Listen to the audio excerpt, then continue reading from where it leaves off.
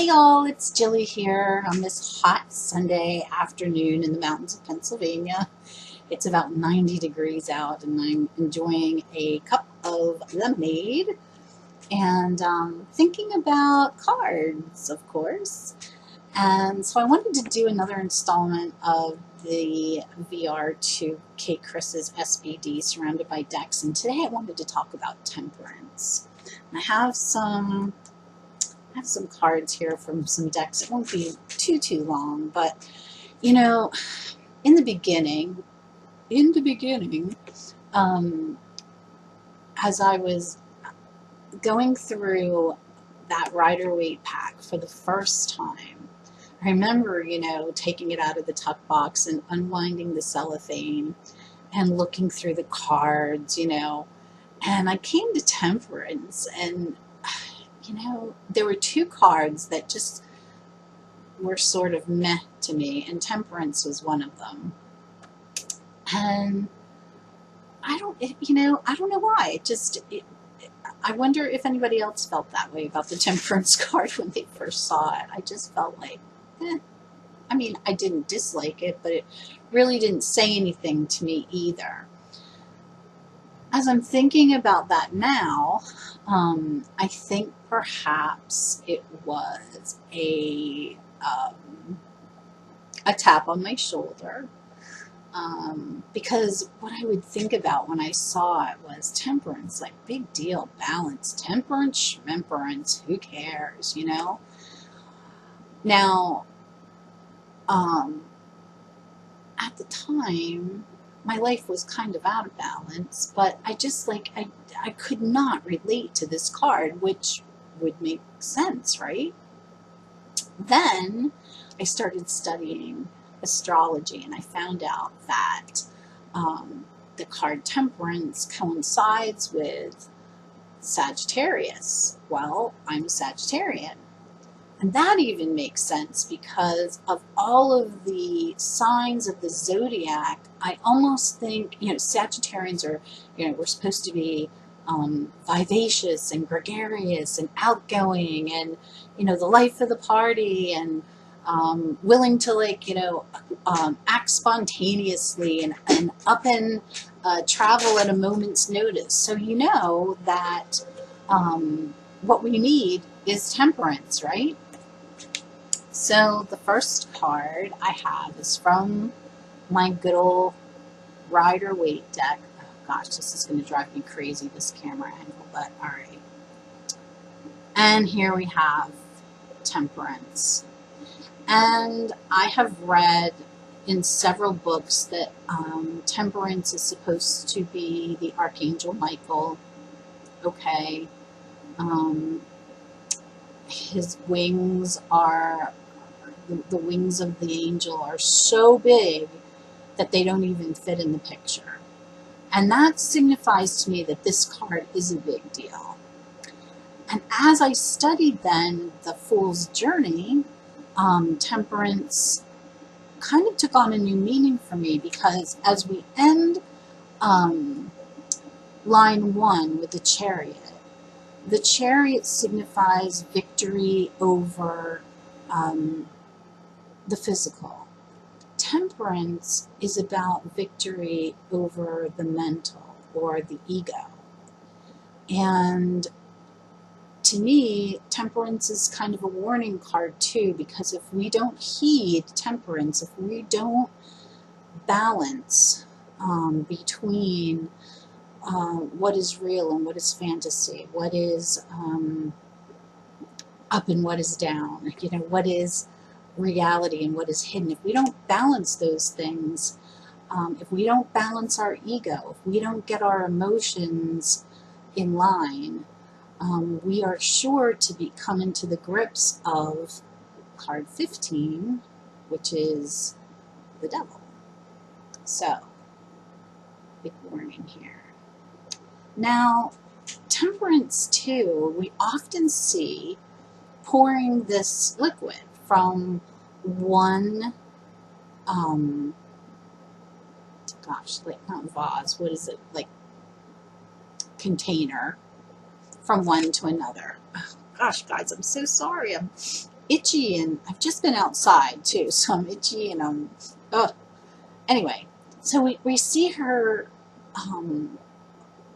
pouring this liquid at this angle that it cannot be done. And so there's this element of magic with Temperance as well that I really kind of like. And yeah, she's balanced. Her feet, you know, she's got one foot on the earth and one in the water. And so where do we see that but on the star, hope? And this card talks to us of calmness and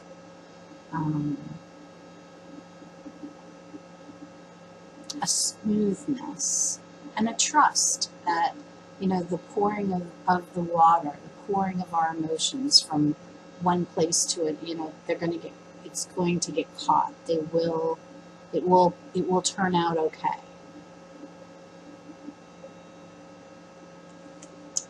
The second card is from the Goddess Tarot, and the name of the card, the goddess that they show, is, oh gosh, here we go again. I'm sorry, I'm not coordinated with this, people. Yamana.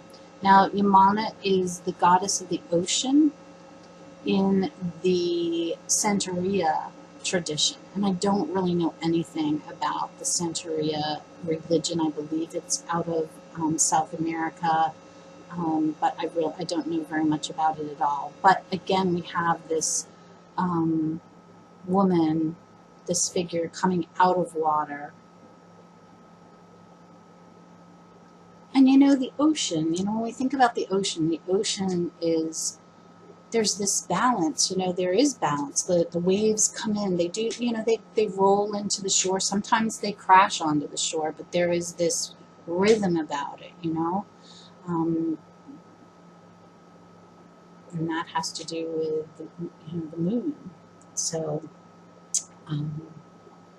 yeah, just this working between unconscious and earth, solidity. The next one is the Alice Tarot. And in the book for the Alice Tarot, it talks about not panicking, about not making rash choices, about listening to advice. And so listening to advice was a new one for me too. But if we're going to step back and take a pause, perhaps listening is a good way to get the balance that we need sometimes, get that perspective, that different perspective, and find that middle way. This is a deck that I haven't worked with a whole lot yet, but it's called the Animal Wisdom Tarot. And this is the swan, and I just had to show her because I love swans. They are at home in water, on the earth, and in the air. And so there's balance between those three things. She has her wings spread like an angel.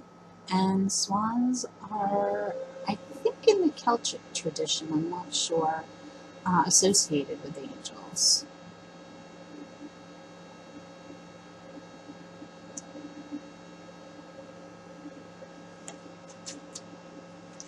This one I wanted to show because I just felt it was different. I can't say that I'm really in love with this card. This is from the Wanderer's Tarot, which I love the deck. It's just this card I'm not particularly in love with. And it's a deck I haven't worked with a whole lot either, but it looks like that the water is being poured from the universe down and through into this, oh gosh, I'm so sorry about this glare, guys. Let me get it right there. Oh, good. Okay, so yeah, down into this like pool between all of these mountains. I don't know, maybe like a like it gives me that like Icelandic feeling. And then it's overflowing down through this chasm. It looks like into the center of the earth where, you know, the core is fire, and it is meeting the fire and creating something else. So two things coming together to make something else. The balance between earth and fire, water and fire. This is one of my favorites. I really, you know what? Okay, Cris, this was such a good idea. It really makes me go through my decks and look at decks that I don't use a lot, but decks that I really love. And this is Temperance from the Pagan Otherworld. And this is another card that I absolutely adore. Let me see if I can get her centered. Oh my gosh, the artwork in this card is absolutely beautiful. Love the wings. I love the way she has her hair and her head tilted. She's so strong. I mean, look at the muscle structure on her arms and her legs. I mean, this to me more than anything talks about like inner strength, right? The strength from the inside. I mean, she does have physical strength too, but it's something about her posture and her face. It just looks like, yeah, I mean, it looks like she has conquered this this balancing act that we all go through, you know. And then we have the Gaian Tarot. And in this card, the angelic figure is pouring water from a shell, so water, onto burning herbs. And at first, I had to look this up because it looked like she was standing in fire. And I thought, no, they wouldn't do that. But it is, you know, the water and, again, fire, the steam, it's fog maybe that she's standing in, or steam, and it's, and it is, she can't see herself. So, again, that to me is about getting rid of ego. She can't look at herself. But she knows who she is on the inside, so she doesn't need to. Do you see what I'm saying? This is, of course, my favorite, and those of you who know me know which deck this is from. This is the Druidcraft. This was the card that turned the light bulb on for me. This is the goddess Brigid. She is the druid goddess of fire and home, or hearth and home. She is also a Fairlet, and that's what the card is called, which means alchemy. So in medieval times, there was this almost, I think, obsession to try to turn base metals into gold, and also to find the elixir of life. And so here she is practicing alchemy in her home.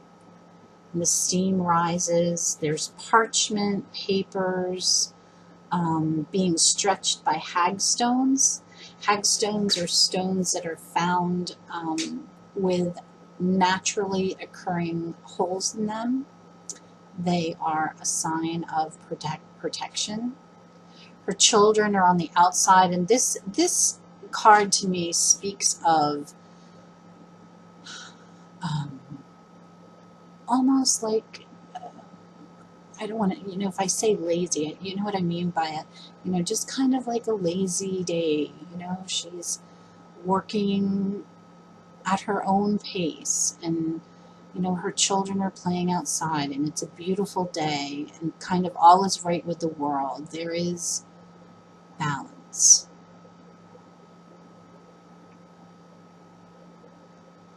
And so after seeing this card from the Druid Craft deck, my favorite deck, I fell in love with the Temperance card.